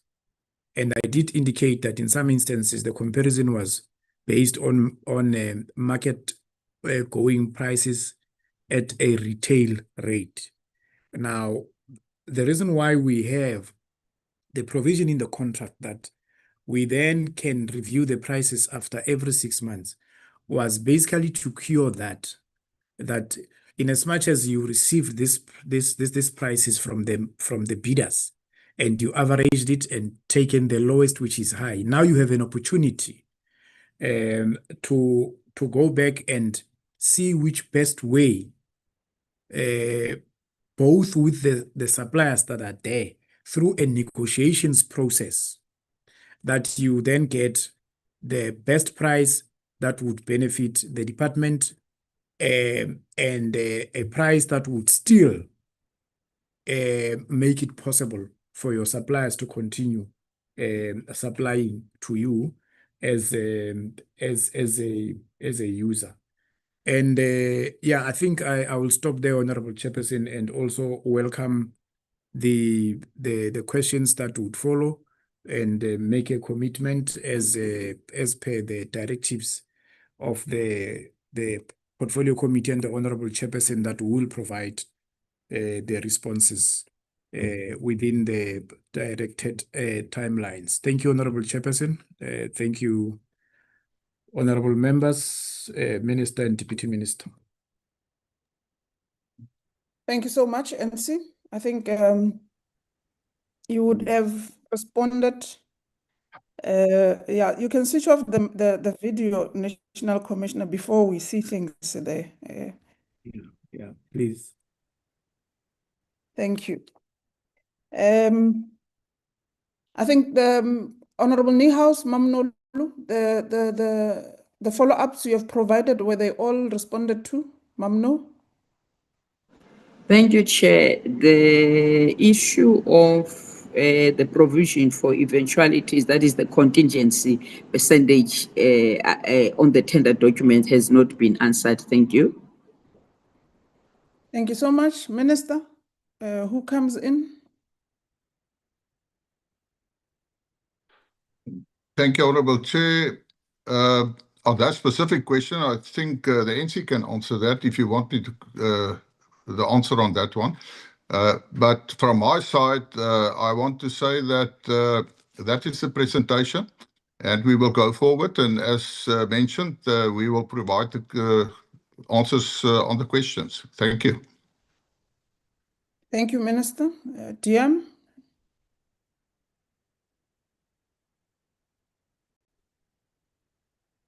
National Commissioner? Thank you, Honorable Chairperson and honorable members. The issue of contingency applies to other contracts, but not to all. For instance, it would apply to maintenance and construction contracts. In this instance, to this contract, it does not apply because the price that a bidder would put on the table would be a price that consists of two aspects. The first aspect would be the price of the commodity itself. Let's say, for instance, the price of bread, of producing the bread or of buying the bread. And then the second aspect would be the overheads of the service provider, and that would, for instance, comprise of, as one of the line items, fuel. So those two then make up the price that a service provider will put on the table. So there is no provision for contingencies in the contract. The understanding is that a price that is considered would be a price that takes into consideration the price of the commodity itself and the overheads that the service provider would incur in delivering the commodity to the department. Thank you, Honorable Chairperson. Thank you so much, NC. Mamno, were you covered? Not quite, but I will deal with it in the written questions that I will send to the department. Thank you, Chair. Thank you so much. Colleagues, I think we have come to the conclusion, not necessarily a conclusion, but towards the end of our Portfolio Committee meeting. Some of the questions that the department would have responded to as led by the minister in terms of responses might not be ideally full in detail, but there was a commitment that further information would be provided to the portfolio committee. Perhaps then they would get sufficient responses, which would be in detail. Therefore, we're wrapping up in this fashion or in this way and putting our recommendations to the department as the committee, and including observations that we would do. Some would not ideally be recommendations, but would be observations that we are taking and noting from the presentation, including providing clarities and answers to the questions that would have been posed or framed by members. And there is just generally a contradiction in the department's framing. On the other hand, you present renegotiated prices as savings, but on the other hand, the original prices were already irrational to start with, and should have never have passed the internal procurement controls in the first place. And the real concern is not necessarily the reduction afterwards. It is how such inflated figures were initially accepted in the first place. However, we are noting the reduction on those prices. And again, as the committee, we should equally be careful not to celebrate corrections or failures as achievements. If 1 liter of oil, as corrected by the, I think it's the acting chief director, was the director, when he made that correction, was quoted at an extreme amount, and this we're basing it based on the presentation we've received, at extreme amounts far above ordinary market value, then reducing that price later cannot automatically be framed as prudent financial management. It instead exposes weaknesses in the supply chain systems or processes that the department has. And I think, Minister, many members not taking from today, which ideally was raised by Honorable Niehaus, but taking it also in previous meetings, and including meetings that would have equally dealt on the issue of bread prices. There were calls for lifestyle audits for officials, especially in the supply chain management. Because of that, would resonate to reasonable oversight, considering the scale of irregular expenditure and allegations around procurement manipulation.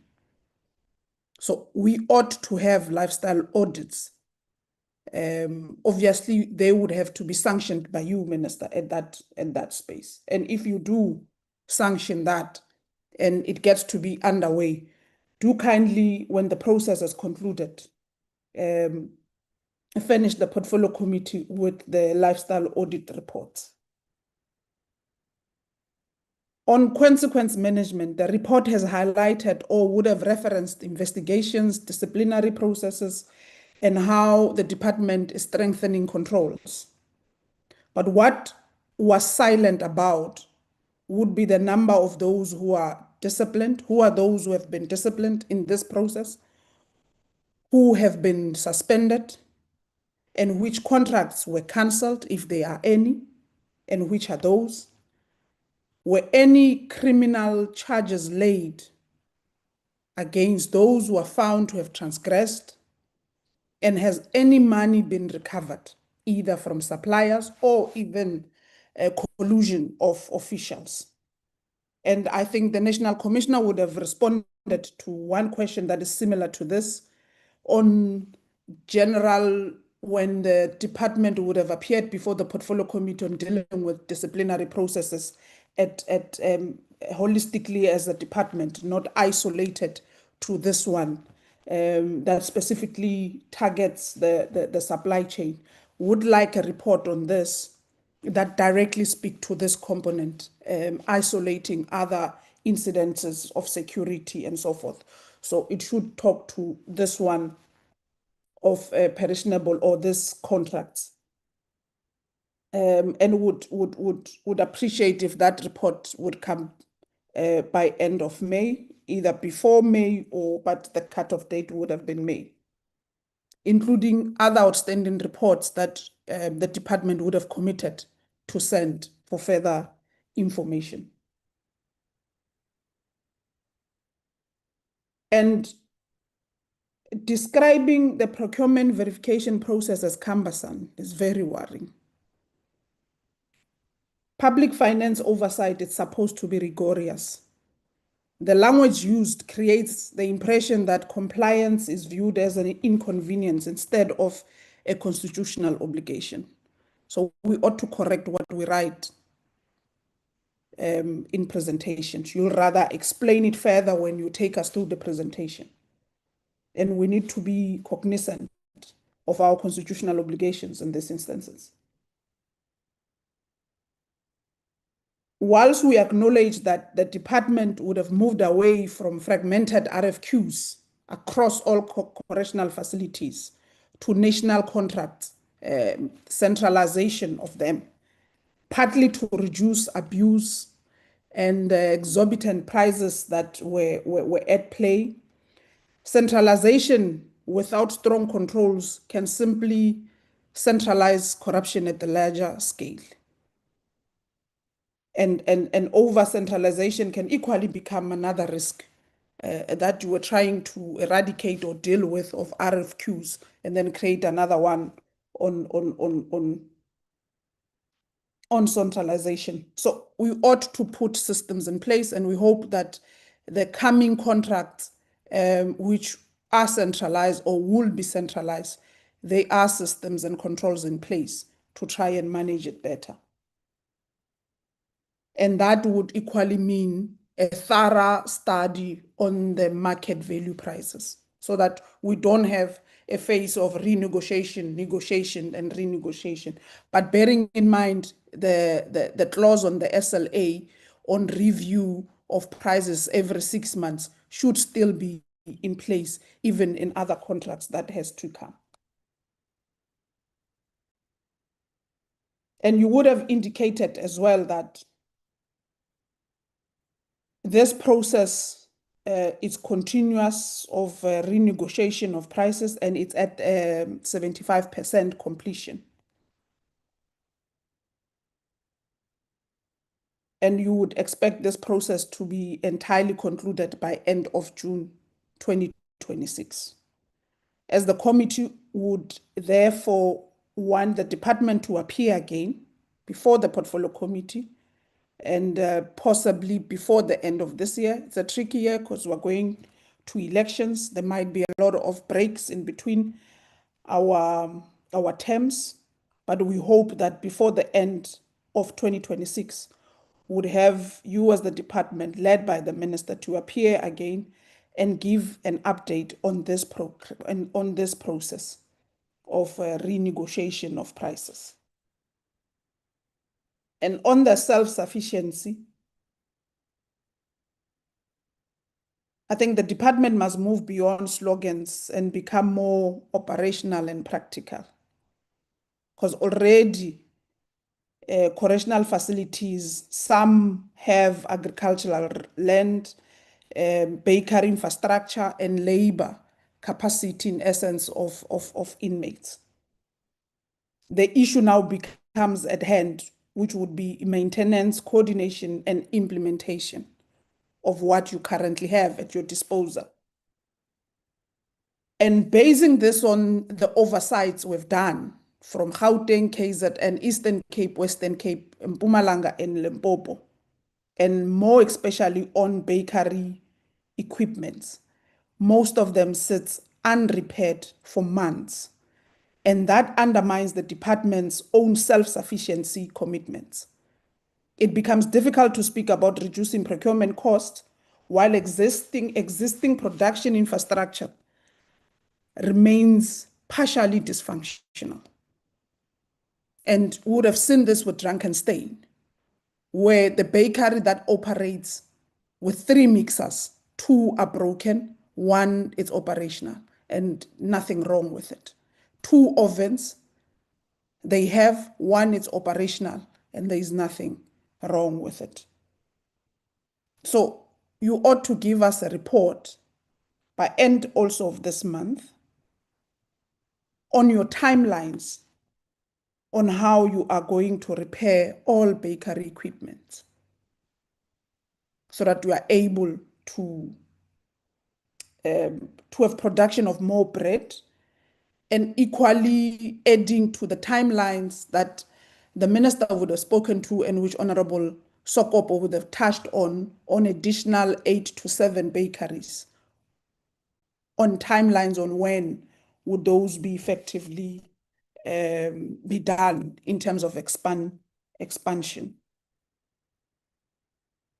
And all other reports or commitments that you would have made on giving us reports on outstanding information, please make sure that all of that it's done by end of May. We will wait the thorough report or questions that would be sent by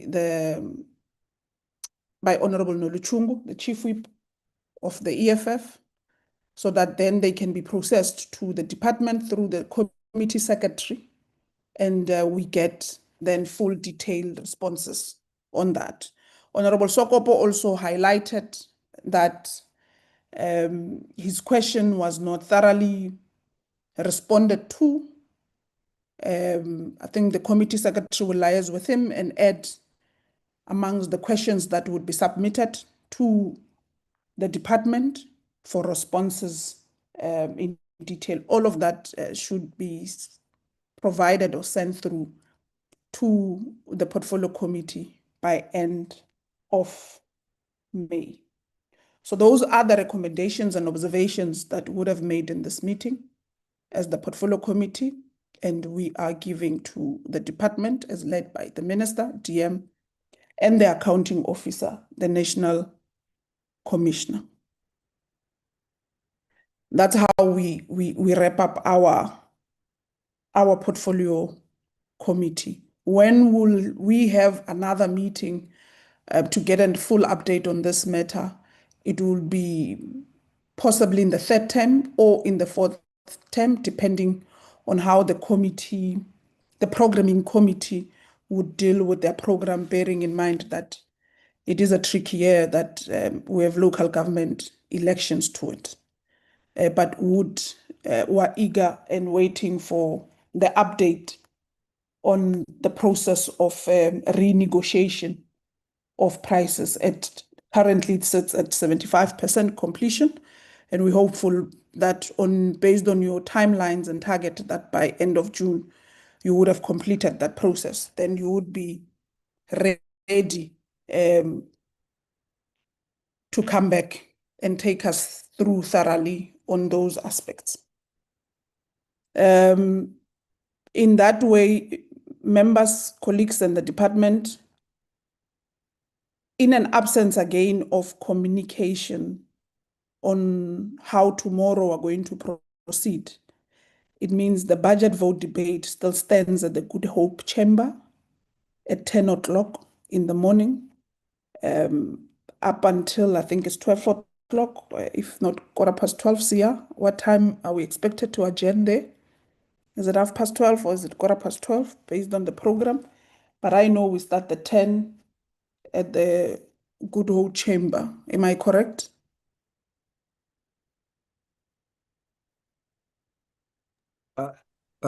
Afternoon, Chair. I'm just quickly double checking the program, Chair, quickly, so that I speak under correction. Tomorrow is the 13th. I'll just check quickly, Chair, just a sec. Yeah, it's at 10 until 12:15, Chair. Thank you so much, Sia. Group chambers. Yes. So those who have not yet traveled, based on the weather conditions yesterday, and I expected to debate. For now, there is no hybrid process. So it means we're all expected in physical attendance tomorrow at the Good Hope Chamber. Kindly do make your travel and do travel safely. The weather today is more friendlier than yesterday. Mamno, kindly mute. The weather is more friendlier today than yesterday, but we wish you the best in traveling and travel safely. All those who are debating tomorrow on the budget vote 22 of Correctional Services, wish you all the best of luck on debates tomorrow. Colleagues, Minister, DM, the National Commissioner and members, support staff, the meeting therefore stands duly adjourned. Thank you, Chair. Thanks, Thank you, Chair. Chair. Thank you, Chair. Chair. Thank you, Chair. Thank you. Niben warm, kindly be warm. It's cold. Be warm.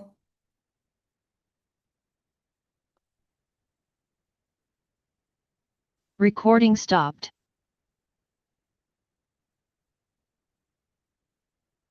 Bye-bye. See ya. There's nothing that we need to talk to.